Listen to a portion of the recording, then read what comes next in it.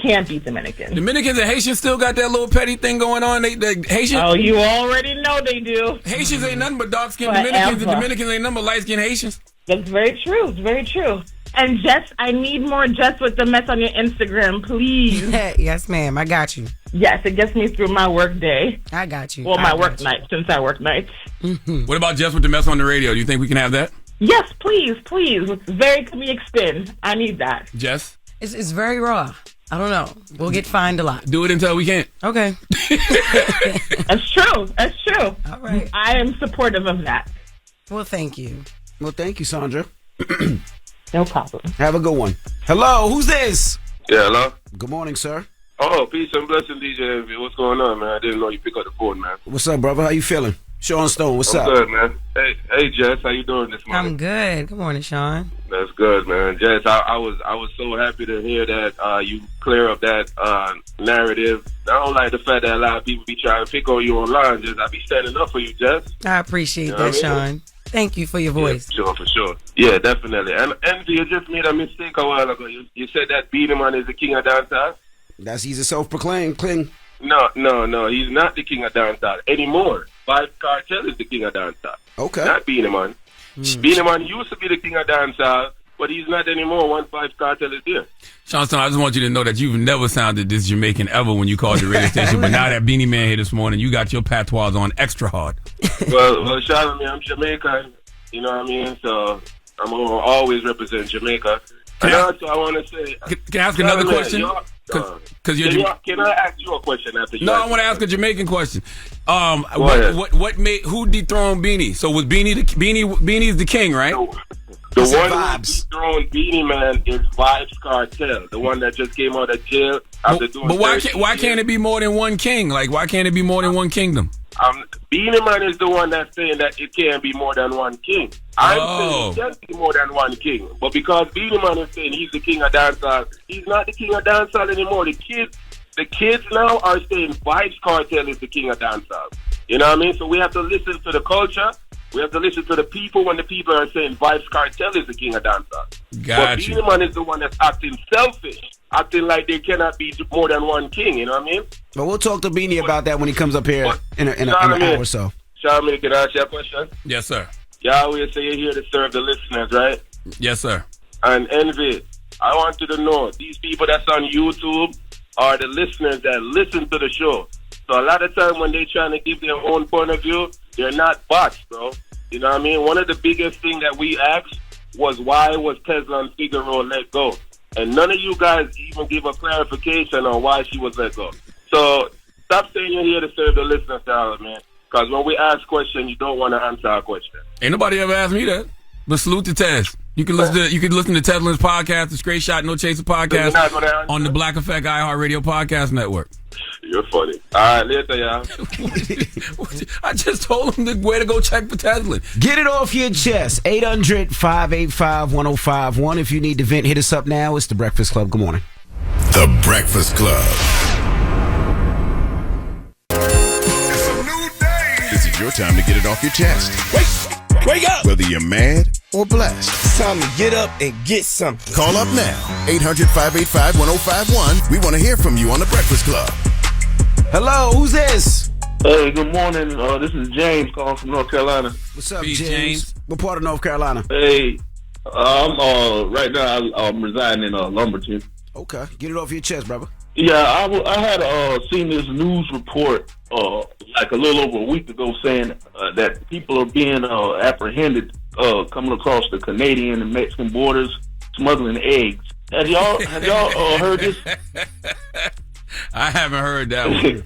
Yeah, Charlamagne, I did the same thing when I found out about it. I laughed my head on my behind off, man. But where'd you see the news report at? I saw it on this show called Have I Got News For You with Amber Ruffin and Roy Wood Jr. Now I am looking. I pulled up this. I haven't watched that show yet, but I've seen the commercials for it. But I am looking at this news report from USA Today, and it says Texas Customs officer scramble plan stop at least 90 from smuggling eggs into the U.S. Yo, I was saying, man, how do you? I don't know if they're locking these people up, but if you get locked up for smuggling eggs, I mean, Can you imagine being in the cell like, yeah, they caught me with a couple dozen, man. you got to go with a hustle at. You know what I'm saying? If people need looking for cheaper eggs, you got to supply the folks. Yeah, man. Y'all have a good day. All right, brother. Yeah, this is true. I'm looking at a Wall Street Journal article. Eggs are so expensive. Hold on. The headline said, hey, eggs are so expensive, people are smuggling them in from Mexico. The contraband is yet another sign of how far consumers will go to battle soaring prices. Wow, this was March 15, 2025. I missed this one. Hello, who's this? Hello. Hey, what's your name, bro? Hey, good morning, DJ Envy. Charlamagne guys. This is Kelo, the artist. What's up, Kelo? I don't know if you guys remember me. No. Say what up to Jess. Jess here too, Kilo. He said it's Hey, good morning, Jess. Good morning. Good morning. Hey, I'm originally from Congo, Africa. I don't know if Charlamagne be playing with me sometime, a couple years back. Congo. I'm calling to promote my music. I got a new album coming out this Friday. It's called From Congo to the World. And I wanted to sing for y'all just a little bit so you guys can hear me. And make sure you tune in if you don't mind. Do we have to? Go ahead, brother. Go. First, I would say my name is Kelo, the artist. So it's Kelo space THE space artist. Kelo, the artist. And here we go. I consider myself feel like a man. Would you mind if I take my time and admire you? Oh, have you my life? That's all I want. Shawty, you the true definition of natural beauty. I'm minding my business, but as I own the girl I'm chasing, delightful. Yes, sir.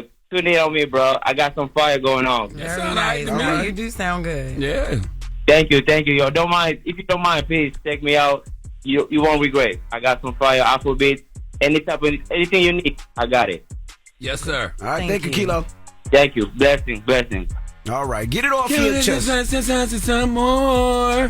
It's always funny when a person's voice go down low so fast. People just be ready, boy. What clown? Ain't nobody when it's on the floor. 800-585-1051. If you need to vent, you can hit us up. Now we got the latest with Loren coming up. Yes, we do. So heavyweight boxing champion George Foreman has passed away at the age of 76. So we're going to take some time to show him some love this morning. All right, we'll get to that next. It's The Breakfast Club. Good morning. The Breakfast Club. Morning, everybody. It's DJ. Imagine somebody just Envy. walking in your house Jess and turning your Hilarious. TV off for no damn reason. They got a remote control standing outside. They keep turning your TV off. You You know don't know the why. Roku TVs do that. Like, you Really? can ride around and just like turn people's TVs off. It works for every TV. The Roku remote works for every Roku TV. Something about me wants to try that. You should Exactly. do it. Ain't nobody did that just for the Instagram, just ride around neighborhoods. Yes, I've sure. seen it. Yes, I've I'm seen it sure. on TikTok. People do it. Oh, okay. All right. Well, let's get to the latest with Loren. Lauren becoming a straight fat. She gets them from somebody that knows somebody. She gets the details. I'm the homegirl that knows a little bit about everything. She be having the latest on you. The latest with Lauren LaRosa. Sometimes she have facts, sometimes she have details, sometimes she have a little bit of everything. Well, it's the latest. On The Breakfast Club. Talk to me. I want to take some time to send a rest in peace to George Foreman, two-time heavyweight champion and Hall of Fame boxer who passed away over the weekend at age 76. His family released a statement via his Instagram that says, our hearts are broken. With profound sorrow, we announce the passing of our beloved George Edward Foreman Sr., who peacefully departed on March 21st, surrounded by loved ones, a devout preacher, husband, loving father, and a proud grand and great grandfather. He lived a life marked by unwavering faith, humility, and purpose. They mentioned that he was a humanitarian, an Olympian, a two-time heavyweight champion of the world. He was deeply respected, a force for good, a man of discipline, conviction, and a protector of his legacy, fighting tirelessly to preserve his good name for his family. They say, we are grateful for the outpouring of love and prayers and ask for privacy and honor of the extraordinary life of a man that we are blessed to call our own at this time. And he made one of the greatest business moves of all time just by simply deciding that he was going to endorse the Foreman Grill. That's right. Simple as that. You didn't grow up black if you didn't have a George Foreman grill in your house. Did you have one? Yes, I did. Yes. Yep. And didn't he name all his sons sons George? Yes. Yes. All his sons are named George. I wonder how like he calls them, like how he would call them by numbers. Yeah, I was about to say had for to real? be, or they got like family nicknames like Boo Boo. No, they got family nicknames. I Yeah. seen it like G1, G2, G3, G4, G5. Nah, they got like nicknames, but they all George Jr., George 2, George 3, George. Like that. Now I think one daughter's Georgetta. Yeah, something like Georgetta. Did the Foreman grill get replaced by the air fryer? Yes. They said the George Foreman grill walked so the air fryer could run, or however that goes. The George Foreman grill was way easier to use than the air fryer. My mom still air has fryer hers. takes too long for me. And I actually believed Jadakiss when he said he cooked crack on the Foreman grill. You believe him? You remember that? I Yes, believe him to this day. And you know, George Foreman passed. Net worths mean nothing, but they said that he was worth about $300 million. He was able to leave for his family. At one point, they said George was making $8 million a month from the Foreman grill. Yes, just in royalties. That's you know that's insane. supposed to be Hulk Hogan's. Really? Mm-hmm. But the Foreman grill, the grill. Yeah, I can't remember the story, but they got both offered two different things, and Hulk chose one thing, and Foreman chose the other. Hulk chose like a meatball making machine. But then there's another story where Hulk Hogan said he just missed the phone call. Wow. Yeah. What a phone call to miss. Yes. Right. Well, yes. Wanted to take some time to send his family love and prayers. We were still over in Texas with this news this first hour this morning. Sauce Walka, friend of the room, rapper, was shot in Memphis on Saturday afternoon. Now, when the news first came down, there was a report of 2 people shot, but we did not know the identity of the 2 people. One person was listed in critical condition. The other person, it was reported that person had passed away on the scene. And then it was later identified that Sauce Walka was the person that was in critical condition, and then he was stable and then released from the hospital over the weekend. He was shot in his leg. And then his artist, S.O.P., was actually the person that was confirmed as deceased. Now, we do have, because people were trying to figure out what happened, we do have police audio. I received a press conference where police in Memphis talk about what they believe happened on the scene. Let's take a listen. From what they've learned in the investigation, this appears to be a targeted shooting incident. The victims were outside by a vehicle. The suspect vehicle pulled up. Multiple people got out of that vehicle, fired shots without engaging in any conversation. They got back into the white vehicle and fled. That was broad daylight, right? Yes, it was broad daylight. So this happened during the day. They were outside of a hotel near the FedEx Forum in Memphis. Now, isn't that a good area? Yes. The police went along in this press conference to say this is a safe area. We are here. This is targeted. Basically, like, this normally doesn't happen in this area, is what the police were trying to convey in their press conference. Very sad. I heard, I don't know if his alleged manager spoke out and said what happened. Was that true? That is out there. I have not confirmed who the person is, but there is audio right now circulating of someone talking about the fact that just giving more information about it being targeted. And according to this report, basically they did and didn't do certain things to Sauce Walka because they realized who they were shooting at the time that it happened. Like, they stood over him and noticed it was him, and then decided to, not, I guess, continue the job. This sounds so crazy to even be talking about the fact that this is something that is just being said online. But allegedly, the murderer stepped over Sauce Walka and was about to shoot Sauce Walka. Allegedly, and realized it was him. Realized it was him and decided not to. Said, "It's not about you," and ran off. Yes, but that has not been confirmed by authorities yet. But that is something out there by a person that people are pointing to as a manager on the team. Well, to everybody who listens to us on K97 in Memphis, I encourage you to snitch. Okay, I encourage you to tell, because anybody that'll do something like that in broad daylight in an area like that will do that to anybody, and that could be you or somebody you love. So don't be afraid. If you see something, say something. Or if you know something, call somebody. Yeah, police are asking for people to cooperate. They say in the press conference, we know that people know things. Please talk to us. We're trying to figure out what happened. What's the reward? Is there a reward? I don't remember a number of reward being. They got to start doing stuff like this. If the police got to put the right money up, people be risking their lives telling these stories, telling people. Well, we do have audio. So Sauce Walka, I was told on Saturday that Sauce Walka was okay. He had been released from the hospital after being questioned by Memphis police, and then late Saturday, early Sunday, video of Sauce Walka from outside of the hospital. He's home or in a house. In a trap house, it looks like. In somewhere. Talking about what happened. Let's take a listen to Sauce Walka. I'm glad you're okay. R.I.P. Say So P, man. R.I.P. Say So P, man. Sauce alaikum, sauce salam. Habibi. In the name of my brother, Inshallah. I love Memphis. I love y'all. I have no hard feelings Love on my family, soul, love. man. I'm gonna stand up. You gonna stand? You Can you stand up? Hey, man, my daddy on the phone. That ain't raised no hope. Hey, daddy, how many times your house got shot up? Tell him. 45 shots. Out, 15 years old. Nothing new. That's crazy because you lost your artist. Your homeboy died. So it's like, yeah. None of that is nothing to be proud about, my brother. So, you know what I mean? Like, all I hear is generational trauma. Daddy, how many times your house got shot up and then you just got shot at? No. None of that is nothing to be proud about. At all. Said he was dodging bullets his whole life. That's crazy. Yeah. Well, I don't know. Yeah. Yeah, rest in peace and condolences to that man's family, man. All right. Well, that is the latest with Loren. Thank you. And that Loren. was all Houston, by the way, I think. I think George Foreman is Houston and Sauce Walker. Salute to everybody who listens to us on 93.7 The Beat in Houston. That's right. All right. When we come back, we got front page news with Morgan, and then Beenie Man will be joining us. Don't go anywhere. It's The Breakfast Club. Good morning. You're checking out The Breakfast Club. Morning, everybody. It's DJ NV, Jess Hilarious, Charlamagne the Guy. We are The Breakfast Club. Let's get in some front page news. What's up, Morgan? Good morning, everybody. How y'all doing? Happy Monday. Peace, Morgan.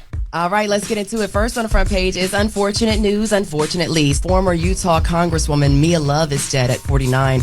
Love is a daughter of Haitian immigrants. She made history in 2014 as the first Black Republican woman elected to Congress. She died at her home on Sunday following a battle with brain cancer. Her daughter recently announced that the treatment was not going well for her. So just prayers for those families, and condolences. Absolutely. Switching gears, remember last week when President Trump signed an executive order to dismantle the Department of Education? Well, he's elaborating on what departments will pick up services following the closure. Now, speaking from the Oval Office, Trump said the Small Business Administration will handle those student loans, y'all. That Small Business Administration will handle those loans. And the Health and Human Services will take care of special needs and nutritional programs. Now, Education Secretary Linda McMahon also weighed in, speaking to CNN State of the Union, saying federal funding will continue for essential education programs. Now, let's take a listen to those comments from President Trump and Education Secretary Linda McMahon. I don't think it's even risky a little bit. I think it's going to be amazing. The outward-facing programs that are going to be affecting students there's not going to be any defunding for those programs. And so we want to make sure that that funding continues in the departments where it needs to be, but at the same time, give states the opportunities to be innovative and creative with their teaching. So this is a part of the Trump administration's larger goal of strengthening state control over education. Meanwhile, the SBA also recently announced it's cutting about 43% of its workforce to, quote, focus on ending social policy agendas of the prior administration, eliminating non-essential roles, and returning to pre-pandemic staffing levels. Here's a fun fact. 25% of the SBA workforce is Black. So, yeah. In other news, CTG, you've been calling for newer and fresher leadership in the Democratic Party. Well, Senate Minority Leader Chuck Schumer, he says he's not stepping down, okay? And in fact, he's standing 10 toes in defending why he voted in favor of the Republican funding bill, or as he puts it, voting against a government shutdown. He made the comments on NBC's Meet the Press. Let's hear from Chuck Schumer. Look, I'm not stepping down. And let me just say this, Kristen. I knew when I cast my vote against against the government shutdown that there'd be a lot of controversy. The CR was certainly bad, the continuing resolution, but a shutdown would be 15 or 20 times worse. Under a shutdown, the executive branch has sole power to determine what is, quote, essential. Once again, if you keep telling me that a bill is terrible, you keep telling me that a bill was bad, but you signed it anyway without negotiating anything, to me, that's just not a good situation. That's just not a good deal. I understand Democrats don't have much power, but you can negotiate something. And if he did negotiate something, he needs to let people know. Or on the flip side, if he actually did like the bill, but he's just saying it's terrible to save face, with his base, that's whack too. I would rather him say, you know what? There's a lot of things in the bill I did like, and I voted for it. He's saying the shutdown would have been way worse, 10 times worse. Explain that to people then. That's essentially what he said in the audio. So Schumer's vote, of course, like you mentioned, has drawn criticism from some of his own party who say Schumer should be opposing Trump's agenda at every turn. He went on to say the U.S. is in a constitutional crisis following the ongoing fight between Trump and the courts regarding deportation flights. So any extra thoughts on that before I get into the next story? I don't think that you should, push back against the agenda just because you don't like a person. But that's what it just seemed like that she just said. She just basically said anything that Trump does, you got to push Well, that's Why what would you like it? people feel like that because that's what they did to President Obama. Correct. You know what I mean? But I think But if that's something whack. benefits the people, you got to go with benefits to people. Exactly, because this is a bipartisan government. You have Republicans and Democrats, and you need Republicans and Democrats to get things done. So I don't agree with the logic of just pushing back because you don't agree, because you don't like a person or because you don't like a party. Or because he's Republican. But I'm still saying negotiate, bro. Like get something for yourself before you just lay down and say, I'm going to do it just because the alternative is worse. Right. Got you. So speaking of which, the deportation flights, U.S. Attorney General Pam Bondi says the Supreme Court will get involved in the ongoing court battle over the Trump administration's deportation flights. Bondi told Fox News Sunday Morning Futures the federal judge who ordered the deportation flights stopped is overstepping his authority. Let's hear more from Pam Bondi. A federal judge trying to control our entire foreign policy, and he cannot do it. He's trying to ask us about national security information, which he is absolutely not entitled to. She might raise a good point there. Now, Bondi accused the judge of trying to set back U.S. foreign policy and vowed that the Trump administration would continue to fight the judge's order in court. Of course, this battle stems from the Trump administration's decision to deport illegal immigrants. It claims that our gang members, even after a ruling by U.S. District Judge Jane Boasberg, blocked the deportations. And that's your front page news. Follow me on social at Morgan Media. And for more news coverage, follow at Black Information Network. Download the free iHeartRadio app and visit us at BINnews.com. Thank y'all. Make it a great week. All right. Thank you, Morgan. Thank you, Morgan. Now, when we come back, Beenie Man will be joining us. We're going to kick it with Beenie Man. And also, if you want to hear a Beenie Man joint, we're going to do a Beenie Man mini mix this morning. So don't go anywhere. It's The Breakfast Club. Good morning. The Breakfast Club. Morning, everybody. It's DJ NV, Jess Hilarious, Charlamagne the Guy. We are The Breakfast Club. Loren LaRosa filling in for Jess. And we got a special guest in the building. Yes, indeed. The king of dance hall, my brother, Beenie Man. Welcome. Zaga. How you feeling, man? I'm feeling good, man. Good to see you, man. How does it Bless feel? you. Well, how important is it to have access to America again? Well, it's a very important thing because when you don't have access to America, you have access to the rest of the world. But America is a place that you can work every week. Yeah, so it's really a nice access. You got to get that money. Yes, you got to get the money. It's been 13 years? Yes, 13 years. So for people that don't know, what happened? Because you were always here. I thought you even had a house here. Like you were me, here. myself, don't even know what happened. Oh, wow. But things happen. We're Jamaican, so we're getting a privilege to come to America. So I think something happened and they just beat everybody for it. But it's loosening up now. Everybody's being released in and everybody's getting their visa back. So yeah, it's a good thing. People would think that it would be different because Trump's in office and he's actually trying to get people out. So people would think it would be more difficult, but it wasn't. No, it wasn't. It was nice. It was a nice thing because it just gave me a chance to tour the rest of the world. I've been to Africa a few times then, but now I've been to Africa like I lived there. I'm going to England like I lived there, going to Europe like I lived there. So we get a chance to visit the rest of the world. I saw you bring up Maya on stage, yeah, and that was like the Miami. first time in 10 years, Yeah. right? For that moment for you, how does that feel?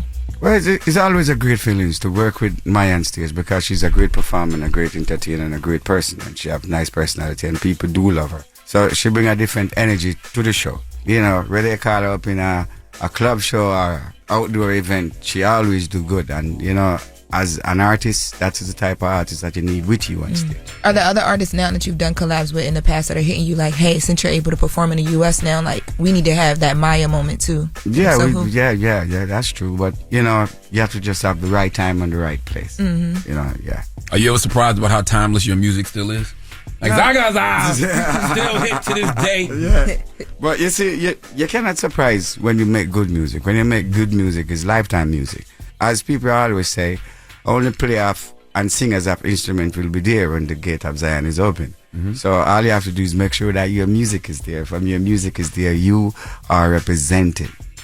Yeah, So when the gate of Zion is open, so it's a spiritual process. Yeah, well, everything is a spiritual process, because life is a gamble. Every morning you wake up, you have to give thanks. So, yeah. Do you feel it feels like they people have been embracing dancehall music and reggae music more in the last couple of years, right? We've seen it with Buju, we've seen it with yourself, we see it with Vibes. Does it feel different now than it was, let's say, 10 years ago? No, well, it's... Especially here in America. All right. The difference is the original formation of the music is always there. So it feels different because we are here now. It's not like the younger generation alone is out there trying to push the music. We from the 90s are here right now. So we're still here doing the music as how we know the music to be.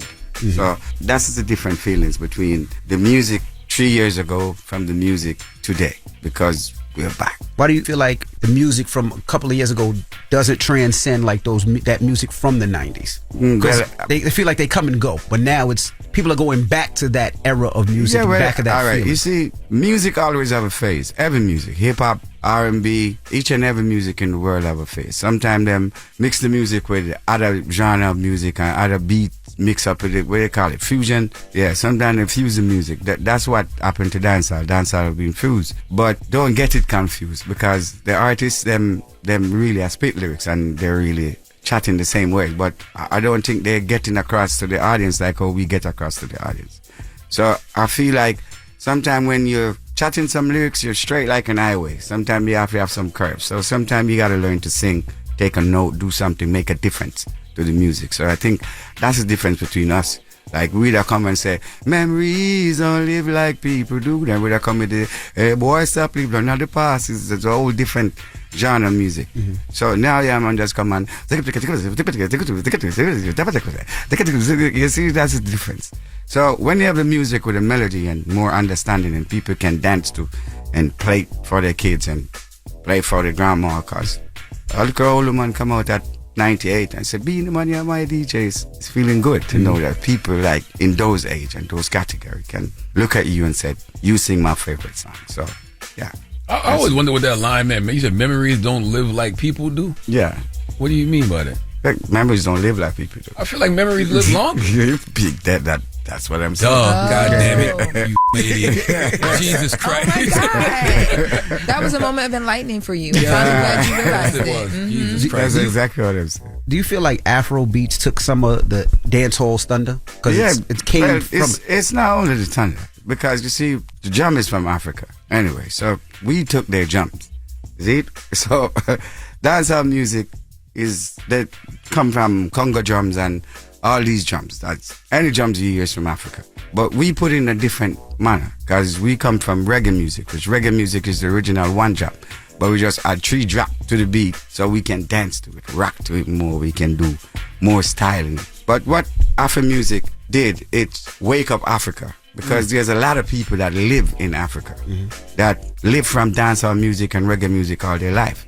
So if them come now with that original sound, which is not an original sound, they got a piece of our one still, but it's their drums, so you can't really argue about it. But if they come with a music that the country, the whole entire continent of Africa can follow, it's a great move. Because you have one city, you have 20 million people. You have one city, you have the next 26 million people. So if them can get all of them people there to follow their music, the world is going to follow. Yeah, so it was a good move and a great gesture and their behalf. How did that first show in America feel when you came back? Like, did you have those butterflies? Or? What? You haven't performing up to 13 years. I know you're performing for different type of people. You're performing for the working class, people that left work, go home, left home, go to work. This is their time to go out and party. So the only time them listen to a Beenie Man is either on the radio or watching TV or on the YouTube or, anywhere else. But them don't really go to a Beenie Man show. So these are the type of audience that we have at this Jazz in the Garden show. But when you go on stage and you do the first oh na na na na na na na, and you hear the reaction from the audience, then you know you got them. You ever been on stage with an artist and didn't like how they was performing and snatched the mic from them or something like this?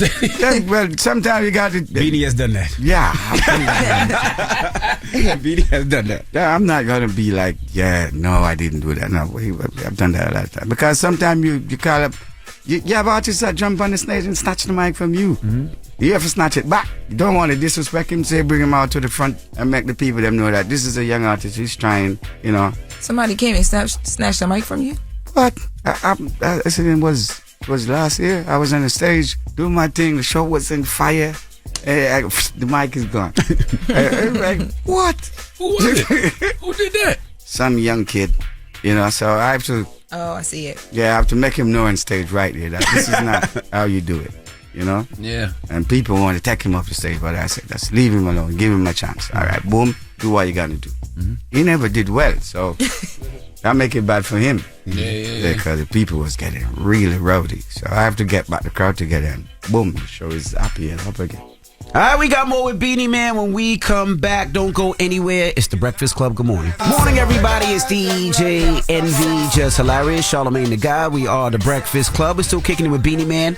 Now, do you ever have to prove yourself? Because, like, you got hard music, you got gangster music, but you got a lot of music for the women. Yeah, I'm the girls named Sugar. That's right. Did people ever think you were sweet for that and you had to prove yourself, like, play if you want? Did that ever happen? Well, I think every time I go on a stage with other artists, I have to end up proving myself. Really? Not Beenie Man, the king of dancehall? No, but trust me, because you see, all right, when I'm on a stage show with everybody else, like say I'm on a Sumfest bill, you know, not a Beenie Man in concert, so I'm on a Sumfest bill. It took me to walk backstage, you know. I have to do just walk backstage, and every artist is backstage because I'm gonna wonder if I'm gonna work now, I'm gonna work before him, or all of that. That was never my problem.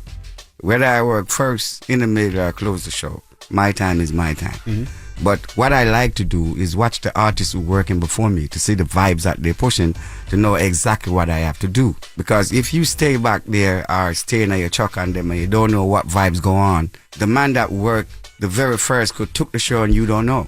So this is how I build my vibes. I build my vibes from your energy. No negativity, but your energy. So if I don't have to change the starting of the show, or if I don't have to change the middle of the show, I don't have to.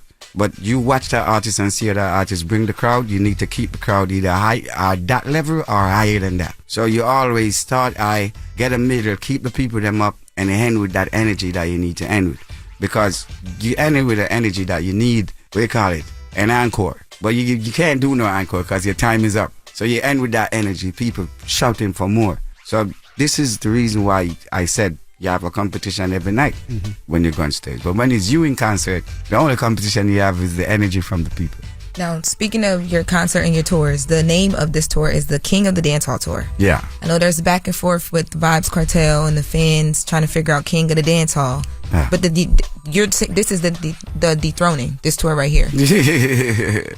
Well, I'm not dethroning no one. You see, I don't come to talk about people. I'm a king because of my music and my longevity in the music and still being here. I've been here since the 80s, through the 90s, and I'm still here doing the same thing. Period. So, yeah. I don't have to compare myself with people. People try to compare themselves with me. It's a good thing because every artist that bust in this music business since me bust, them compare me to them. So it's a great thing to your name called up with a young, fresh artist. So it's a great thing. I'm not fighting it, not disputing it, but that's what it is, You think that's why one of the reasons artists always want to challenge you, though? Because you call yourself the king? I didn't I call myself the king? I was crowned king. Oh, okay. Yeah, big difference. Yeah.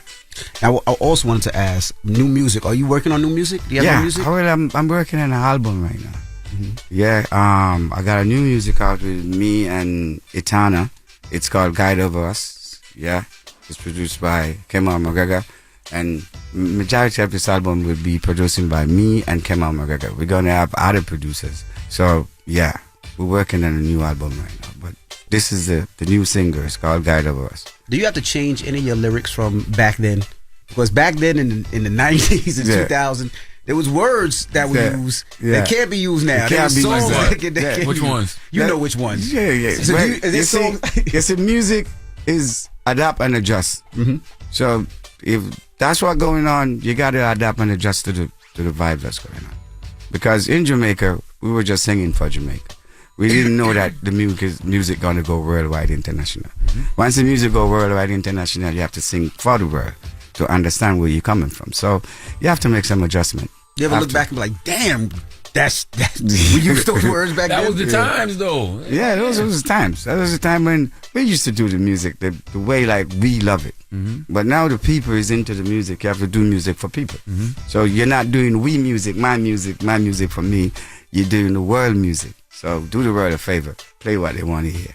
I love what you said earlier too about artists just doing the music and they were doing it just just to get the cars and just to get the look. I feel like the reason people have always loved reggae music is because it has an intention. Yeah. So what is your intention when you record? But all right, just to put it like this. When I just started out, when I was like 5 years of age, and I started do stage at age 7, I never know that money come with music. I never know that. Doing it for the love. Yeah, I doing it because I was born as Tama kid, and music is what made me talk today. So we can have a conversation. Wow. Because I sing all the time. I sing everything. I used to sing the reading book in the school. I used to sing the list to shop, everything. So I can really talk. So what I did the music for is to get my speech up to date. So I can speak to people straight. So when I started to make money from music is when I used to go in DJ competition, DJ contest.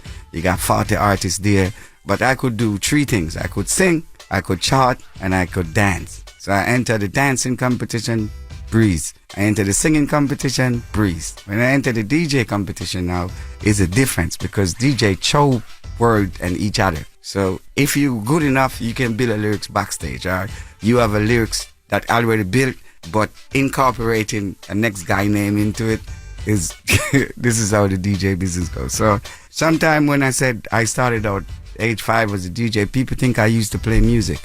I play music. Yeah, I play records, I play CDs, I play music. Because without you knowing music, you're nowhere in music.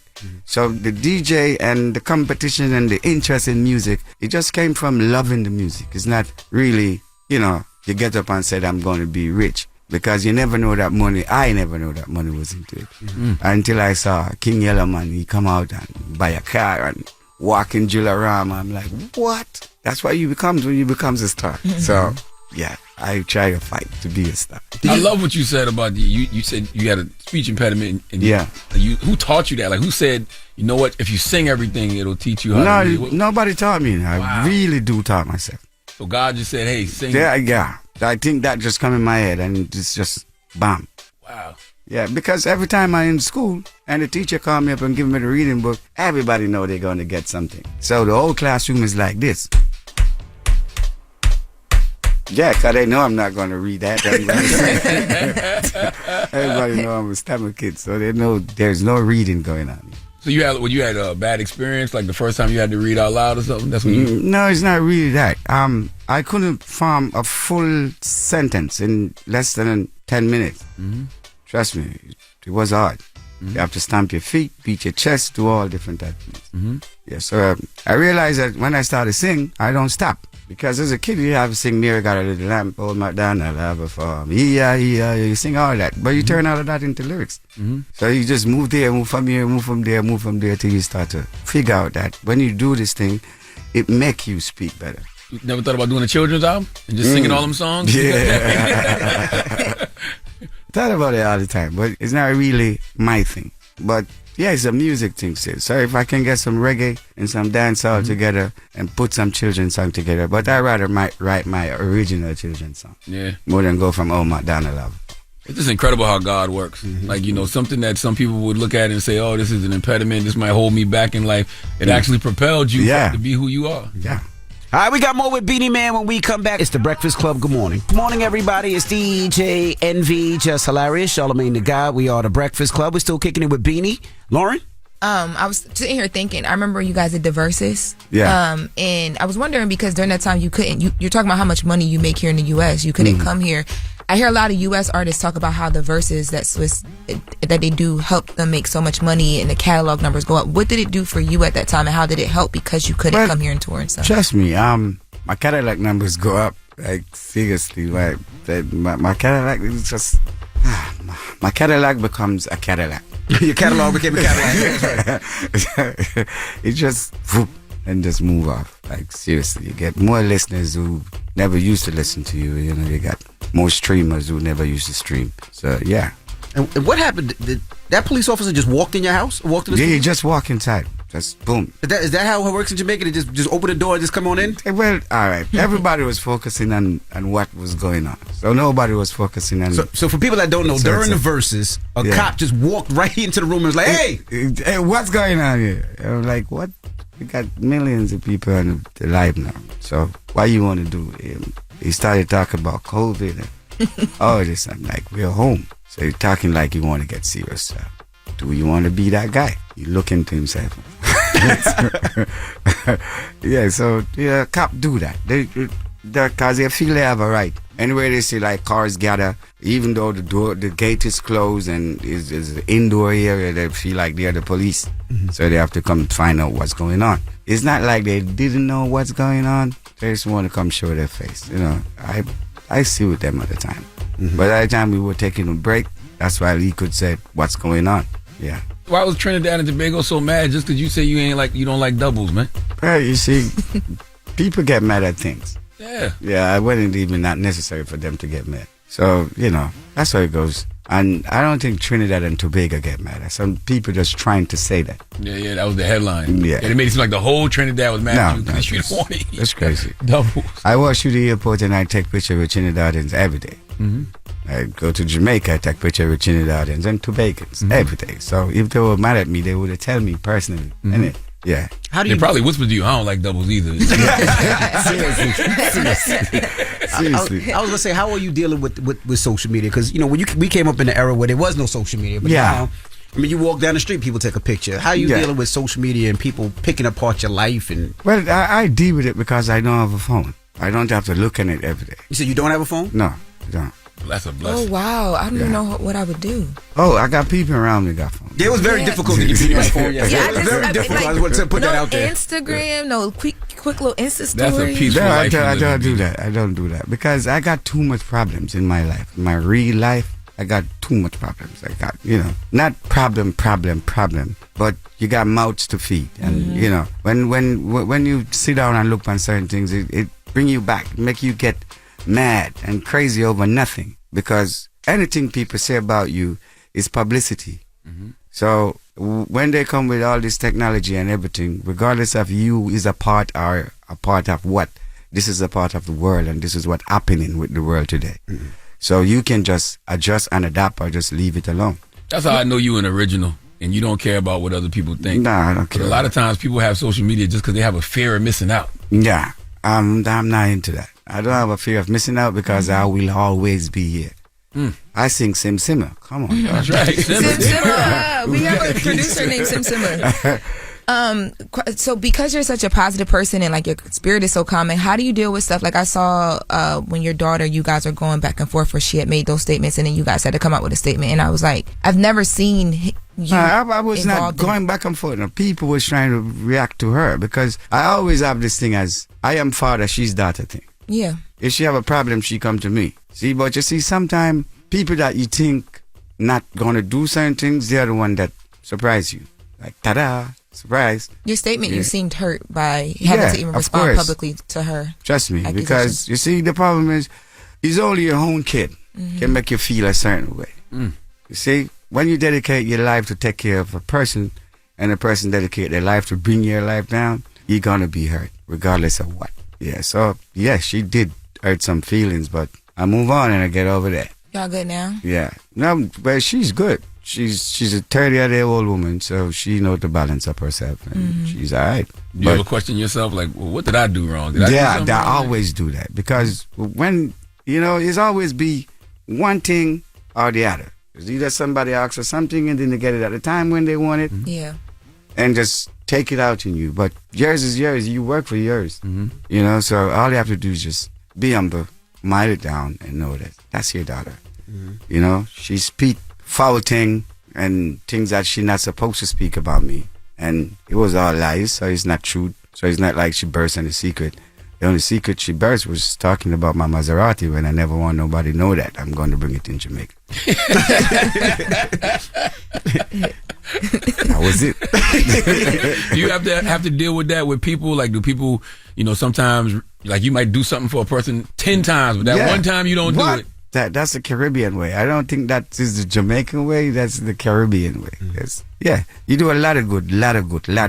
And then, do you ever notice that a guy got a $200 problem while you got a $2 million problem, and his problem is more important than yours? That's right.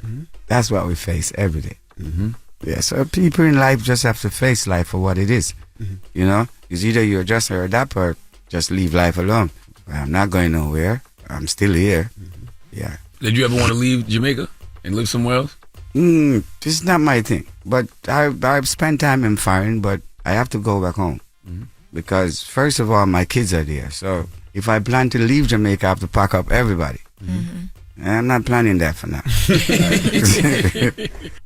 You know, we all get older, and, you know, the older we get, you know, we have to change things about our lifestyle.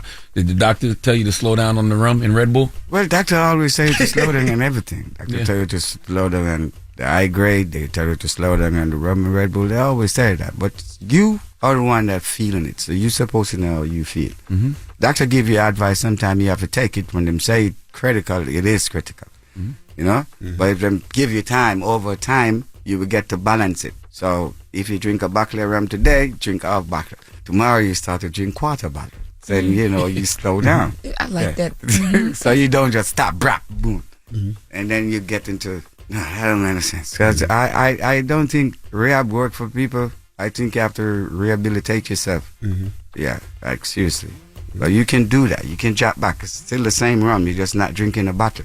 You're drinking half bottle. When you reach the half bottle, then you just force it down to a quarter bottle. And then you can go one drink a day. You can do that. You believe in your health, so you believe in your life. You can last a little bit longer. Yeah, so doctor don't have to tell you that. Well, Beenie Man's going to be performing May 24th at the UBS Arena on, that's a Saturday. The King of Dancehall Tour. He'll be hitting the city. What other cities you hitting? A lot of places. We in Philly. It's there. You can find it. But right now, I can't tell you on top of my head. Well, New York is May 24th. I'm coming. You know, the wife's coming. You can go to Ticketmaster. We're going to Atlanta. Ticketmaster. Yeah, just check out Ticketmaster, and they will tell you everything. I was supposed to come with a whole thing of list and where we're going and what we're doing, but I didn't know that I was going to be here today, so I have to cancel everything. I know. I called him. I said, I called Beanie. I said, yo, Beanie, how you come to New York and don't come by us? He goes, hold on, I changed my flight, Bridget. I'll be here tomorrow morning. So he changed his flight to get. So I appreciate you. But I knew that when you in New York City, you had to come through. Yes, man. Have to. And we appreciate you, Beenie Man. It's the Breakfast Club. Good morning. Now the latest with Loren is up next. Loren be coming with straight facts. She gets them from somebody that knows somebody. She gets the details. I'm the homegirl that knows a little bit about everything. She be having the latest on you. The latest with Lauren LaRosa. Sometimes she have facts, sometimes she have details, sometimes she have a little bit of everything. Well, it's the latest. On the Breakfast Club. Talk to me. Calm down, Charlamagne. Nah, this place ran like a high school, man. Yo, shut up. What happened now? Damn. Hey, yo. Good morning, Lauren. Good morning. Are we in homeroom? Hey, yo. I guess. All right. We in gym. All that. Okay, attorney. We don't even know what class we in. Damn. Go That's ahead. really bad. We low budget. Yes. Okay. All right. So, Attorney Busby, remember I told you guys that he was having to withdraw from over 15 cases in Southern District of New York with Diddy because he messed up. He didn't ask for permission to operate within the jurisdiction the right way. There was one case pertaining to Diddy that Tony Busby wanted to stay on. He had put in this request to stay on this case. It's a woman accusing Diddy of sexual assault back in 2004. And he said, look, let me stay on this case as pro hac vice, meaning you'll have local attorneys who actually be doing like the work, but he's kind of just there as an overseer, but he's asking to be able to work with these local attorneys. I don't know what it is about this one case and why, but he did ask to stay on that one. And over the weekend, the judge said, no, we are not even going to look at your request to do so. And more so, the local attorney, there's a local attorney that he's been working with he's been using that attorney's credentials to do the different filings and different things that they were using. that attorney may be in trouble now because the judge said, not only are we denying, what you're asking to be able to do in this one specific case, but that local attorney that you've been working with knowingly was complicit in all your BS. So now we need to have a conversation potentially about what sanctions are going to look like for this local attorney. Now, I wanted to make sure I mentioned this because the last time we talked about this, I said those local attorneys who take this on, it may be bad business for them. And the way that this judge has responded, I think that that's what we're going to see a lot of. Any of those cases that move forward without Busby, a judge is going to now look and say, how much did y'all know about him not following the rules? Because now all of y'all are crazy. What was that one case, though? What was that one case specifically out of hundreds of cases that he wanted? Do we know? It's a woman. Her name is Candace. Hold on, I have it in my phone. Her name is like Candace McCrary or something like that. I'm just curious to why he just wanted that one case. Was it something that, that he had proof or whatever it was? I'm just curious why that one out of I don't know exactly. I don't know if it was like a technicality thing where like maybe he did something on the background differently and he thought that he could like whatever. I don't know the exact answer to that yet, but I will get that for you. Isn't this guy's credibility ruined at this point? It is. Isn't it okay to say crazy. That? I've never heard of the guy before the Jay-Z Diddy stuff, but it seems like his credibility is just ruined at this point. He really seems like a 1-800, joke of a lawyer. Yeah, I'm a little confused because, again, this stuff is very... He didn't even make it Fair East Side High. It's very elementary of him. Very elementary of him to do this. Well, moving on. And yeah, we'll get that answer for you, though. Moving on real quick. Lizzo, Young Miami, Club Shay Shay. There are some things happening. So, Young Miami was on Club Shay Shay with Shannon Sharp, being asked a series of questions, and they got onto the topic of women getting their bodies done. Let's take a listen to Young Miami on Club Shay Shay. Feel like society push women to get cosmetic surgery, be it BBL, fillers, things of that nature? When you got a natural body, you look like a little boy. You don't got no sex appeal. You this and you that. When you do get the BBL, it's like, oh my God, your body fake. It's like, if you natural, they hate you. If you got a BBL, they hate you. What do you want? Like, people, I'm going to just use this, like Lizzo, for example. Yeah. Everybody was like, oh my God, she's so fat. She looks so good now. Now it's like, oh my God, you. She done had surgery, she done got life. Yeah, like, oh my God, she need to stop. Like, pick a side. I understand what she's saying. You damned if you do, you damned if you don't. People going to always have something to say. That's all she's saying. Right. That's exactly what she meant. But Lizzo did not like that. She took that a little different. She ain't like that little. She ain't like that little ill. You didn't peep it because of Young Miami's accent, but she says that people like ill. Yeah, but she not the Young Miami didn't say ill. She's saying what people are saying. Yeah, she was saying what people are saying, and I don't know how Lizzo didn't take it that way, but she did. Well, let's take a listen to because Lizzo called Young Miami on a stream and wanted to address the issue.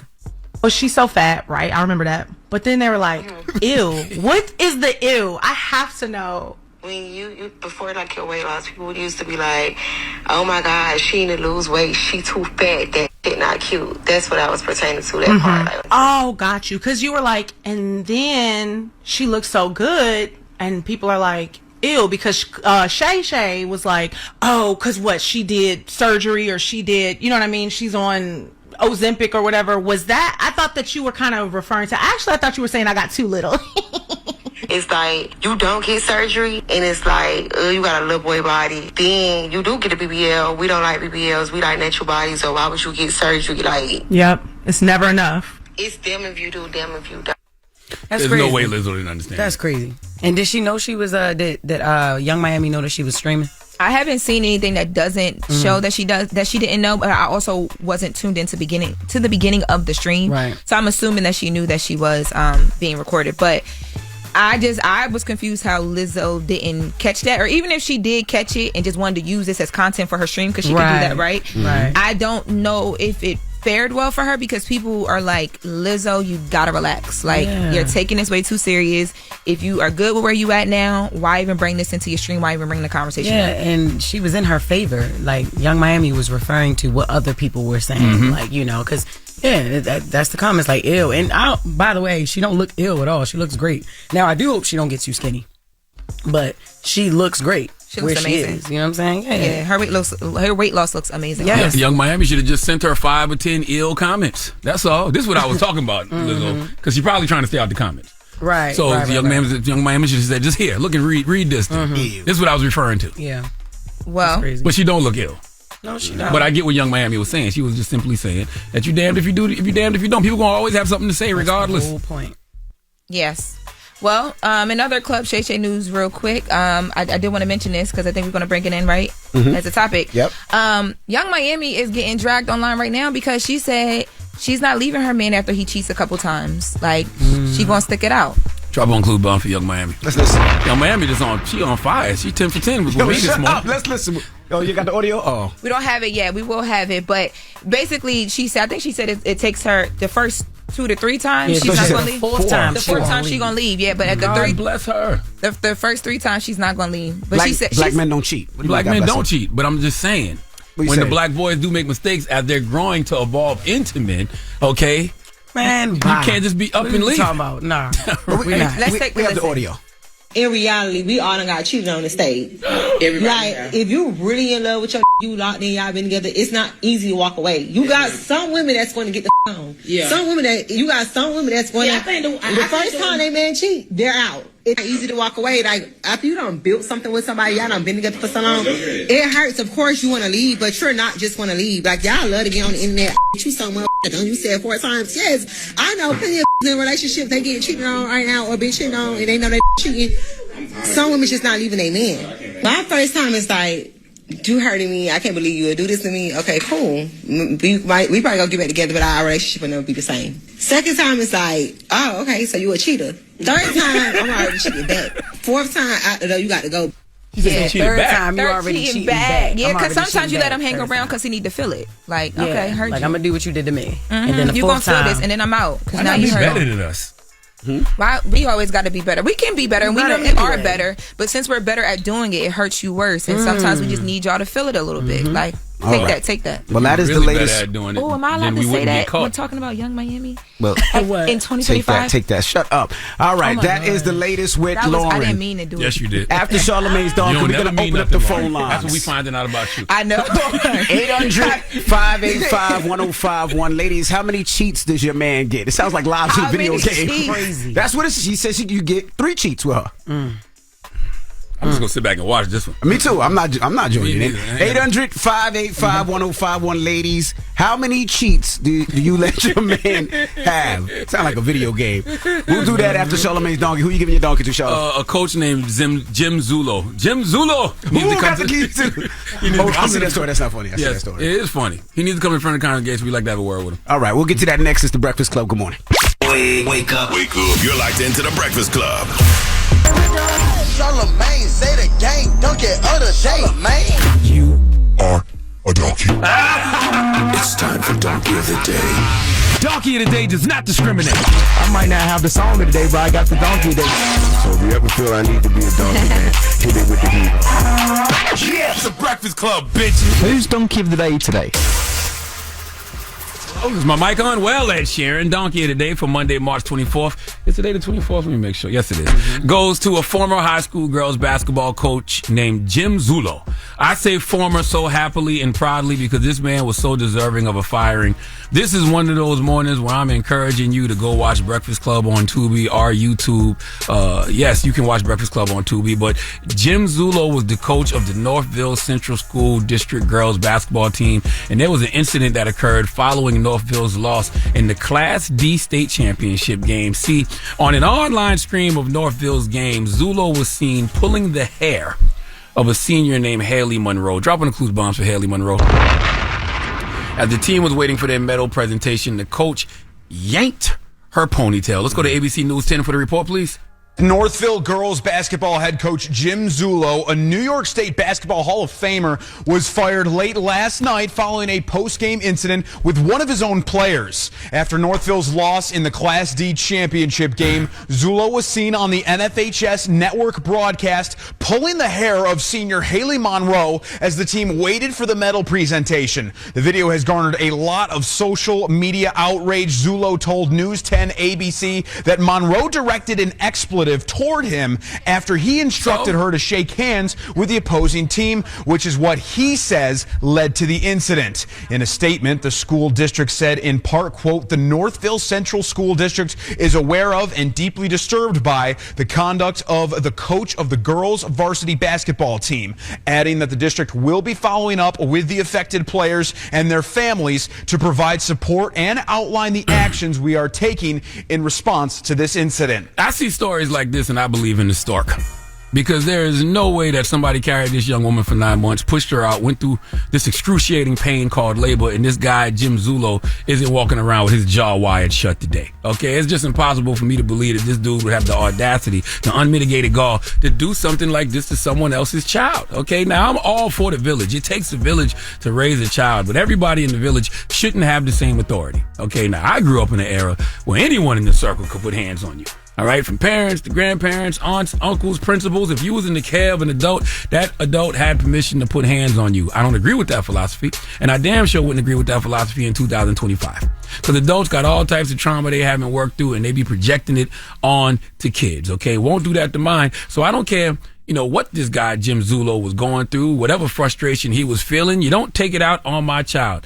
But yanking her head the way that you did, grabbing her by the ponytail and giving it that tug the way you did, you damn near gave this girl whiplash because you mad about something. And once again, where was this young girl's parents, a brother, a uncle, somebody that smacked fire out of Jim Zulo, okay? Or at least put the fear of God in him, something. I also don't understand how you can be an adult and you're supposed to teach kids to have better conflict resolution skills when you don't have better conflict resolution skills. I get it. You just lost the championship game. Emotions are high. You told her to do something. She didn't do it. That's your story. But you're the adult.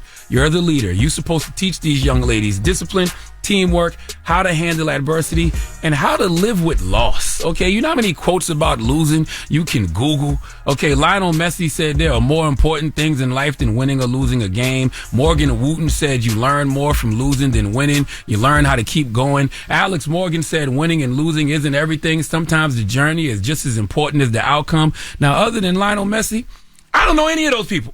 Okay, but I Googled, and all I got to do is say those quotes came from Serena Williams, LeBron James, and Glorilla, and damn it, these kids will be motivated, and they will live to play another day. Okay, I could actually quote Glorilla after a loss for real. Okay, all I got to do is say, listen, kids, every day the sun won't shine, but that's why I love tomorrow. Okay, you, Jim, let your emotions fumble your professionalism, and Donald Trump needs to sign an executive order that says if an adult assaults your kids in any way, you can assault them back. You can't go further than assault. Can't kill them, but you can administer a retaliatory ass whipping of some kind. Okay, F all that when they go low, we go high nonsense. It's a silly philosophy, but don't listen to me. Listen to the author of the 48 Laws of Power, Robert Greene. It was the old thing of when they go low, we go high. Throw that in the toilet, please, and flush that down. That is a stupid philosophy. When they go low, maybe we go a little bit lower than we normally have, but we're going to fight. You have to show them that you're going to fight and do something equal to what they're doing so they back off. You don't necessarily have to do it, but you have to give a demonstration that you're going to be tough. There's a line in the sand that they cannot cross, or you're going to make them pay for it. If they never have a sense that they have to pay consequences for what they're doing, they'll go further and further and further and further. It's a deterrent strategy. The other side, the enemy, the rival, has to feel that they're going to pay a price for doing something unethical or against the rules. Please let Remy Ma give Jim Zulo the biggest hee-haw. Hee-haw, you stupid motherfucker. Are you dumb? Certain lines you can't cross. That's right. And tugging my child's ponytail after a loss is one of them. I agree. Simple as that. But I'm sure they probably gonna sue that man. They gonna sue the school. And they gonna get. They should. And shout out to her teammate. I don't know her teammate's name, but shout out to Haley Monroe's teammate for standing up. Young sister. For her. For her. I still want to know where the men was at though. Yeah, that's crazy. All right. Well, thank you for that donkey today. Yes, indeed. Now, let's open up the phone lines. 800-585-1051. If you're just joining us, we're asking, how many cheats do you give your man, ladies? Now, this conversation comes from Young Miami. She was doing an interview. I think she was on Club Shay Shay. And she was talking to him about cheating. In reality, we all done got cheated on the stage. Like, if you really in love with your you locked in, y'all been together, it's not easy to walk away. You got some women that's going to get the on. Yeah. Some women that's going to, the first time they man cheat, they're out. It's easy to walk away. Like, after you done built something with somebody, y'all done been together for so long, it hurts. Of course you want to leave, but you're not just want to leave. Like, y'all love to get on the internet, you so much. Don't you say it 4 times? Yes, I know plenty of in relationships they getting cheated on right now or been cheating on and they know they cheating. Some women just not leaving their man. My first time is like, you hurting me. I can't believe you would do this to me. Okay, cool. We probably gonna get back together, but our relationship will never be the same. Second time is like, oh, okay, so you a cheater. Third time, I'm already cheating back. Fourth time, you got to go. And the question is 800-585-1051. How many cheats do you give your man? We'll get into it when we come back. It's The Breakfast Club. Good morning. The Breakfast Club. Steady calling my phone. It's topic time. Call 800-585-1051 to join into the discussion with The Breakfast Club. Morning, everybody. It's DJ NV, Jess Hilarious, Charlamagne the Guy. We are The Breakfast Club. If you're just joining us, we're asking 800-585-1051. And we're asking, ladies, how many cheats do you give your man? Now, this conversation comes from Young Miami on Club Shay Shay. This is what she said. In reality, we all done got cheated on the stage. Everybody if you really in love with your you locked in, y'all been together, it's not easy to walk away. You got some women that's going to get the on. Yeah. Some women that's going to, the first time they man cheat, they're out. It's easy to walk away. Like, after you done built something with somebody, y'all done been together for so long, it hurts. Of course you want to leave, but you're not just want to leave. Like, y'all love to get on the internet. You somewhere, don't you said 4 times? Yes, I know plenty of in relationships, they getting cheated on right now or been cheated on, and they know they cheating. Some women just not leaving their man. My first time is like, you hurting me. I can't believe you would do this to me. Okay, cool. We probably gonna get back together, but our relationship will never be the same. Second time is like, oh, okay, so you a cheater. Third time, I'm already cheating back. Fourth time, after though, you got to go. Now, Reginae also spoke about her man cheating, and this is what she said. To be honest, I will break up with you, but if you want me back and we're like together and I feel like you changed, I'm gonna be good. I'm gonna be cool with you. But if I feel like you still doing the same thing, then we just cool. Like, we just homies. We could... I know you, so it's like you right there, but I'm not gonna take you serious. So you should know that if you cheated on me once, I'm not gonna take. If you cheated on me and I be like, okay, I'm done with you, and you trying to get me back, and you still doing the same thing, I ain't gonna take you serious. So you give at least one chance. 3. So Reginae Carter says 3. Jess Hilarious, how many cheats do you give? I'm not giving nobody no cheat. You know what I'm saying? Like, I just don't give that. You know, I mean, to each his own. I know every woman is different. I'm not in no capacity. Like, no, if I find, especially, and I've been cheated on in the past. No, you don't give out cheats. You don't. What kind of conversation is that? Like, yeah, Arce, you got 3 times, and then I'm done. You know what I mean? I don't give you nothing. I find out you did it, I'm done. That's it. Okay. Well, let's go to the phone line. You don't have nothing to contribute to this conversation? I don't. Do you? I know y'all don't. Well, I do. I have a little something. Hold on, Lisa. We got to hear Charlamagne one time. Just a little. I agree with all the women that have spoken this morning. I agree with Young Miami. I agree with Young Baltimore. I agree with Young Carter. Okay? Because if you love somebody, you'll figure it out and make it work. You know, by the way, men are not the only ones out here cheating. Okay, there's men taking back women that cheat too. But what Reginae said is true. The best apology is changed behavior. What Jess said is true too. You don't tell a man that he got a 3 cheat minimum. That sounds wild. That you just setting wild. yourself up. You got 2 in the possible. Now that sounds crazy. You don't tell a man. You know what I mean? But if a man does make a mistake, you know what Reginae said is true too. The best apology is changed behavior. So if a man is willing to actually change his ways and grow, then you know he might be worth it. Because we've all been there. Mm-hmm. I've been that guy. And then there's levels to cheating. You know what I'm saying? Like, there's levels to it. You could be flirting with somebody in the DM. You could be, it don't always have to go to sex or, you know what I mean? Like, you sneaking, creeping around town with somebody. It is different levels of cheating. Envy, you've evolved. I have. Yeah. And I don't talk about it anymore. I don't talk about my past. I keep my past in the past, sir. We don't talk about Bruno no more. We don't talk about Hello, Lisa. Bruno. Yes. Now, I'm reading this, and it says when you were younger, you had 4 cheats in you, but now you're 32, and you only got 1 cheat in you. Yeah, you gone after the first time. I'm not dealing with it. Mm-hmm. So what I used to allow, multiple cheats when I was a dummy, but now, no, not going for it. How many cheats should you be allowed if you get caught? None, because I don't do that. I have, after they cheat, I cheated. And I have been that person, but I don't even want to, Okay. Just tie. All right. Thank you, Lisa. Cassandra, good morning. Hey, good morning. Now, how many cheats do you have in you, Cassandra? No, this Monique, not Cassandra. Oh, I'm sorry, Monique. Monique, how many cheats you got in you, Monique? So I don't know the exact number. I just think it depends on how disrespectful the cheating situation was. Like, how far you went. Like, we dated and you didn't cheated on me and got somebody pregnant, that's probably one I might be like, all right, I can't do this no more. Like, but it just depends on, I think, the situation. Okay, but so if he cheats once, you gonna give him a shot? You gonna give him a chance? I may give him a shot. Like if it was like, okay, we didn't forgave some.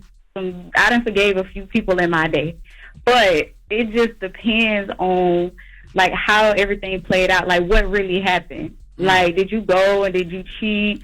And like what was the situation? Like was you out here in public, posted up with this chick, or like like I feel like it's levels. It's levels to the cheating. Okay. Yeah. Thank you, Mama.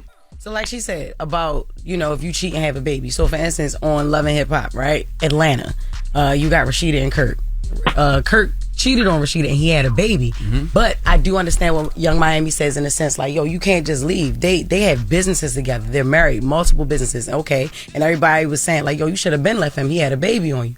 But Rashida's like, yo, this not just my boyfriend, this is my husband, this is my partner, like he's my manager, like we have businesses and stuff. It's just that Shorty decided to keep the baby. So it's not just that easy to walk up and Not leave. just that easy to walk away. All right. 800-585-1051. If you're just joining us, we're asking how many cheats do you give your man? Let's discuss this. The Breakfast Club. Call. Tell her. Made it. If y'all talking about it, you know we talking about it. It's topic time. Call 800-585-1051 to join into the discussion with the Breakfast Club. Morning, everybody. It's DJ NV, Jess Hilarious, Charlamagne the Guy. We are the Breakfast Club. Now, if you're just joining us, we'll open up the phone lines, 800-585-1051. We're asking, how many cheats do you give your man? This conversation comes from Young Miami on Club Shay Shay. Let's listen. After you done built something with somebody, y'all done been together for so long, it hurts. Of course you want to leave, but you're not just want to leave. My first time is like, you hurting me. I can't believe you would do this to me. Okay, cool. We probably gonna get back together, but our relationship will never be the same. Second time is like, oh, okay, so you a cheater. Third time, I'm already cheating back. Fourth time, you got to go. Now let's go to the phone lines. We got Lexi on the lines. Lexi, good morning. Good morning. Oh my God, happy New Day, y'all. Hey, Jess. Happy Loren, New Day. DJ NV. Good morning. How y'all doing? What's your thoughts? We good. So yes, my man did cheat on me twice. First time I told him, okay, I know you're still young, you're still figuring yourself out. Second time I left and he begged for me to come back. It was actually my first and only time seeing him cry. And I did really want us to work, so I know he's been through a lot. I try my best not to judge people because I know I'm not all the way perfect myself. I'm not a cheater, but I have areas of improvement as well. So yeah, I told him that, after this time, like, that's it. It's done and over with. And he's been a lot better. I've seen that he has the potential to be a great man, so I'm really just giving him another chance. You see? Okay, so twice. You gave him twice. I gave him twice. After the third time, no, I'm leaving. What if you find out about it all at once? Like, he might have cheated with like 4 or 5 different people, but you find out about it all at once. So you find out that he's a serial cheater, basically. It depends on how. That's hard. Yeah. It depends on how long ago it was, I guess. I don't know. It depends on how long he's been good. Because I would think it's easier to deal with, right? If it's one shot. As opposed to finding out about it 5 different times, right? Exactly. And if it's current, like if it's in the past, and you can still be a better man, then it's okay. Does the person's looks matter? Like if the person's ugly, does it matter? Or that see, that's matter? just whack. See, that used to happen to women. Like I even had a situation like that. Like somebody cheated on me with somebody who was not, attractive, and I was like, dang, you did it with that. But would I have been happier if she was prettier or more attractive than me? You know what I'm saying? It's like, that's just the antics of it. It shouldn't even matter what they look like. It matters that they cheated. But I used to care about what they look like. What if the girl looked just like you? Crazy. That's a tribute, though. That What? What you mean? You're a child. That's a tribute. Stupid. Hello, who's this? Hello, this is Lori. Lori, good morning. How many cheats do you give, Lori? I think it's a sliding scale. It depends on how much money does he have, like how good does he look, how long we've been together, what type of women he's cheating with. Like all of that comes into play. So you care about how much money he has. So if he has a lot more money, you're going to give him a couple more chances. Right, because how you going to have the audacity? You broke and I'm carrying you and you got the nerve to be cheating? That's crazy. Damn, all right. Thank you, Lori. See, I ain't think about that. When you broke cheating and I'm like helping you and I'm taking care of you. Oh yeah, nah, something got to give. Like, nah, you got to get out of there. Hello, who's this? Hi, this is Ellie. Ellie, good morning. How many cheats do you give, Ellie?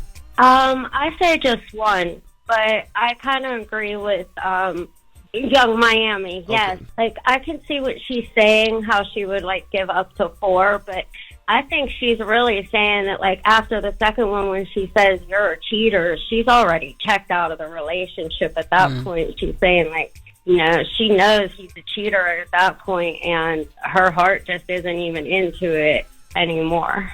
Okay. But then, So but I is can the see relationship? that. I don't think we can really say like we know what we would do.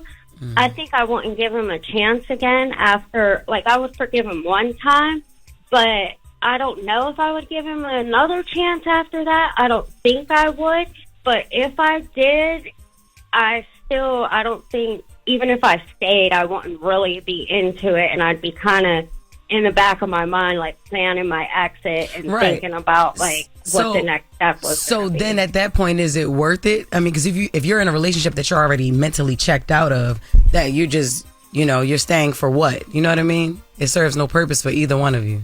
Right. Well, I mean, if there's kids involved, or you know, depending on if it's a marriage Got you.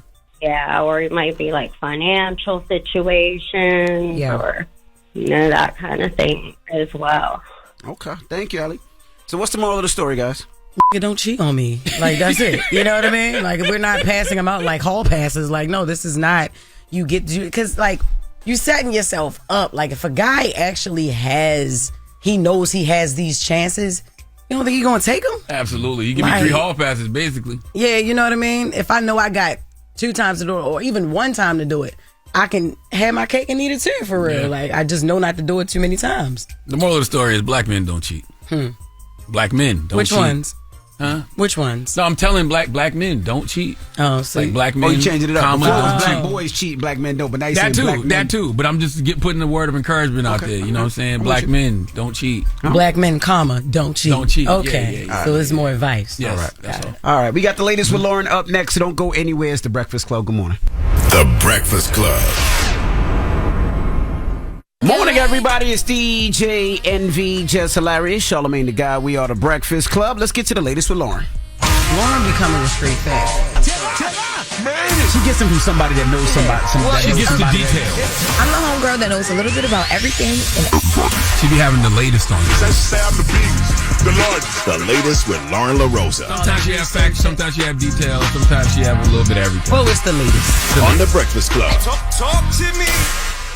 Okay, so real quick, I wanted to go back to the last news update that we did. You had asked a question, Envy, about Busby and why he was moving the way he's moving around this one particular case. Yep. That last Diddy case where he was saying, hey, let me come in as pro hac vice, where he would work with a local attorney. What that mean? So that basically means you have a local attorney who's in jurisdiction, who can work within the Southern District of New York, because that's just their main district. That's what Vidi Vici mean? Pro hac vice. That was Ja Rule album. Oh, okay. Whatever. I'm just trying to learn It's here. basically like he want to hang out with the homies in the jurisdiction. Like, yo, He can wanna I use their he license. checking in? Like, yo, can I Got come you. use your Wanna use license? their Can I work license with in you? New Like Right? their Wi-Fi. Yes, basically. Let me get your Wi-Fi password, right? Got you. So I reached out to Attorney Busby because I was trying to better understand it. And what he says to me is that the day that he found out that Jay's team had filed a grievance with that committee that said, hey, no, you did this wrong, you didn't ask for admission here, was the same day that he also found out that his admission was denied. So he's saying that he found out a month in, basically late. So he says, so this is nothing other than once my admission was surprisingly denied, my ethics counsel, so he has counsel that's like working with him ethically to make the decision of what's best to do here, says that it's best to file a motion formally to withdraw until we obtain formal admission. So they're like, look, just withdraw, take a step back, it's causing too much noise, and then we'll figure out the admissions later. But then at the same time, he found out he was not admitted to practice within his district, right? So then I went jurisdiction. I went back to him and said, but specifically, why this case? And he says it's basically like it's just been all being conflated. Everything was happening at the same time, even though it looks like it wasn't. And he's saying that it's actually wrong, according to Attorney Busby, it is wrong to use the grievance procedure as a weapon in a case, and that's what he's he feels like it's being used against him. He says, I will deal with it in due course. The most important thing is pushing these cases for the alleged victims who had the courage to come forward. He wanted to make it clear the reason why this happened is because his ethics counsel said, first, let's file the pro hack vice, which is what he filed, and then let's worry about the grievance. But everything hit at one time. I hope that made sense and explained it. Did it? It did. Okay, got it. All right. No? I don't care. Okay. But it's good information for somebody. Yeah, I just wanted to make sure we had the questions answered. I don't want nobody, yes. You know what I mean? Fair Eastside High, I'm trying to make sure everyone is educated when they leave this. Somebody got to be Joe Clark. You. Let's keep moving. Hell no. Let's keep moving, y'all. All right. Now, where are we going next? Okay, so Malik Yoba. Yoba is saying that he no longer identifies as a black man. Malik, you on this again? Malik, cut it out now. Last time you was up here with people that didn't identify as something, it was just a mess. All right, stop. It was. Let's take a listen to what Malik Yoba said. I decided that I'm no longer a black man, no longer a person of color, BIPOC, none of that. What I am is a non-white man. And I think we should all just start calling ourselves non-white. So they're gonna have to figure it out. I'll just say that explicitly. No DEI, no BIPOC, no references to our blackness. I'm a non-white woman. I'm a non-white, all of us. Asians, Latinos, black people, everybody. Call it what it is. I'm just non-white. And let them rebuke that. Let them refute it. Let them come up with something that just says, we like all non-whites. Excuse me. We don't like all non-whites. Did he say I'm an all-white woman? He said I'm a non-white woman. He basically is saying, instead of saying I'm a black man, just say I'm a non-white man. Instead of saying I'm a black woman, I'm a non-white woman. And this is a movement that he's trying to start. Amen. To get what exactly? I remember the last movement he tried to start. He tried to start it right here on the Breakfast Club, and that didn't turn out well for him. We tried to be transgender Jesus. Oh God! He tried to die for all transgender. I'm confused, sins. Malik. I remember that. Yeah, I think I'm confused. I don't know if he's trying to just be like a little bit like funny with it or what, but I think he's trying. This is him trying to fight back against like DEI. Like here's how we get around it, y'all. I found a loophole. And but is he identifying as a woman too? No, he was giving examples. I mean, I didn't hear it that way. I don't know. But here's the thing: these people already know you non-white. Like they don't have to say it. They know you're non-white, and that's why they're treating you accordingly. Like just because you change your label don't mean nothing. They can look at you and see you're non-white, Malik. The same. Yeah. I'm confused, Malik. I'm confused. I'm sure he'll call me later on. I'm confused. Yeah. Well. Did you remember when Malik came up here the last time? Y'all remember that? I do. Oh, okay. I wasn't here, but I do remember. And they flipped on Malik, boy. He thought his heart was in the right place. His heart, yes. His heart was in the right place. It was. I think it but is here those too. with the heart of a woman did not agree. Oh, the trans flipped on him? What? Whoa, crazy. Man. His heart was in the right place. He was with them. Yes. The real flipped New York. on him. The real New York undercover. So now, not real New York undercover. it sounds like his heart is in the right place again. But the non-whites gonna flip on him? Or have they already flipped on him? I know the non-whites didn't take well to this. You are non-white. Are you? What are you? Why you say non-white? You are non-white. I'm not a non-white. I'm black. I'm proud to be black. I don't know about nothing about that non-white stuff. I think we're all just trying to make sense of it. I'm not. Right. Like as a community, I think we want to understand it. Y'all better stop trying to make sense of people that ain't making sense. That's the problem. I'm confused. You know what we have in order to make sense of some things that are happening in the media and the news right now? Real quick, Malik Yoba is welcome to come up here and have a discussion about it. Hey, no. He like, y'all don't take me he'll serious. come. First, he's gonna call me today. Please. Pause. Pause. You know, forget it. Forget it. Envy, you know I'm going to ask you to call him because we do need, that would be a great interview. But in order for, we have something to clarify. I mean, something that will help clarify all of this type of, these topics and this entertainment stuff. Essence just broke a story that the latest with Loren LaRosa is set to premiere on iHeartMedia and Charlamagne the God's Black Effects Podcast Network. You know what I'm saying? Okay. Charlamagne, thank you. So I have a podcast that will be launching. Thanks, Jess. That'll be launching on March 31st. It is a daily entertainment news and trending podcast. I want to take a listen to the trailer so y'all can understand what I'm about to be getting. Oh, y'all got a trailer already? Period. Celebrity drama. Drew Sidora, they're giving the vibes as if she's dating Portia's ex. Oh my God. Check. Music, movies, and viral moments. Gabrielle Union came out and said that she was doing 50-50 with Dwayne Wade. I have that audio just in case you didn't remember, so let's listen to that. Check. Exclusives? Come on, y'all. Y'all know I got that over here. Whatever Lauren says, Lauren, yeah. The show with all the hot takes, zero filter. Welcome to The Latest with Loren LaRosa. I'm Loren LaRosa, and I'm going to be bringing you guys where pop culture meets personalities. And over here, baby, we are doing all the things. Give me my 10s, because we're going to have a good time. Come on. So it's a daily podcast. Daily, yep. Monday through Friday, you'll be getting bite-sized news, exclusives. And people are probably like, well, you do that at the Breakfast Club, so what's about to happen now? So this is... more details. More ascension. There will be stories that I'll talk about on the podcast that we might not talk about in the room. Might not get to. Yeah, you'll get to know me a little bit better. And every now and then I'll bring on a friend or two, bonus episodes. Like, it's going to be a good vibe. So, what wig you wearing? Well, I did ask that question. No, he did. For the cover. He asked for the cover. He said, "What wig?" Yeah. What wig was it? I don't know. I ain't seen it. The bob is in my my show art. You know, the bob is not a wig.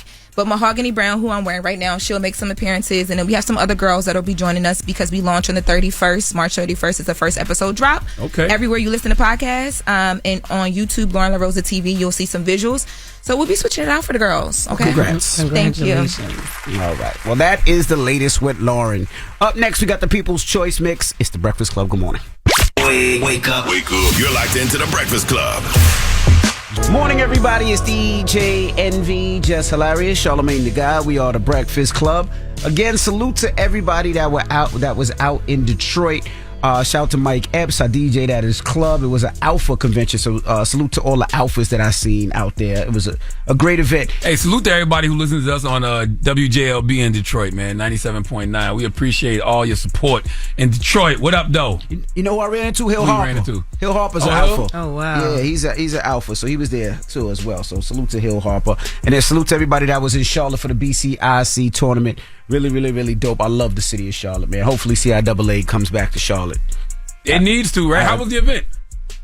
The parties? I mean, just the whole... Oh, you didn't go to the actual game? That's what Wes was saying when he was up here. Nobody goes to the game. I know. I didn't make it to the game. I did go to all the parties. The parties was popping. Shout out to Louis V, but I didn't make it to the game. Shout out to Louis V, but... shout out to Louis V. Yo, what is had a good ass weekend, huh? Yo, grow up, Louis. yo. That's what he said. Anyway, and this weekend I will be in Norfolk, Virginia with Martin Lawrence. We're going to be at the Chartway Arena. And then next weekend, y'all can get y'all tickets. I'll be headlining in Raleigh, North Carolina, or Raleigh. I don't know. Raleigh or Raleigh. Always. I've been saying it like that for years. So it's Raleigh. Okay, Raleigh, cool. Meet me at the Improv April 4th and 5th. We got 4 shows, 2 shows that Friday, 2 shows that Saturday. Get your tickets at JessHilariousOfficial.com or improv.com. I see you next weekend, Raleigh. All right, and also salute to Beenie Man for joining us. He's on tour, the King of Dance Hall tour. He's actually going to be touching down in New York City on the 24th. So salute to Beenie Man. This is his first time back in America in what, 13 years? 13 years. That's crazy. Yeah, so salute to Beenie Man. All right, when we come back, we got the positive notice, the Breakfast Club. Good morning. Morning, everybody. It's DJ Envy, Jess Hilarious, Charlamagne the Guy. We are the Breakfast Club. It's time to get up out of here. Charlamagne, you got a positive note? It is. But first, I want to tell everybody, man, make sure you go get your tickets for the 3rd annual Black Effect Podcast Festival happening Saturday, April 26th at Pullman Yards in Atlanta. Now, listen, we've been doing this for 3 years. Y'all do this every year. The Black Effect Ultimate Fan Package, those are all sold out. Okay, y'all do this all the time, and then y'all be mad because you don't get a little bit of the extras, but you should have got your tickets early. But all the Black Effect Ultimate Fan Packages are sold out, but we still got some general admission tickets left, and the student tickets. Student tickets are half off of general admission tickets. So go to blackeffect.com/podcast festival to get your tickets. Some of the best podcasts on the planet will be on that stage. The Good Moms Bad Choices podcast will be there. Tank and Jay Valentine will be there doing the R&B Money podcast. Sarah Jake Roberts will be there doing her Woman of All podcast. You probably saw her preaching yesterday at the Potter's House. She'll be on stage doing her podcast live. So go get your tickets. blackeffect.com/podcast festival. It's all hosted by Decisions. So we'll see you Saturday, April 26th, Pullman Yards in Atlanta, Georgia. Now, the positive note is this. Please don't ever get tired of being a good person with a good heart. I know it sucks being taken advantage of and feeling like it's better to be cold-hearted sometimes, but people like you are what give this world hope. Have a great day. Breakfast Club, bitches! Y'all finished or y'all done?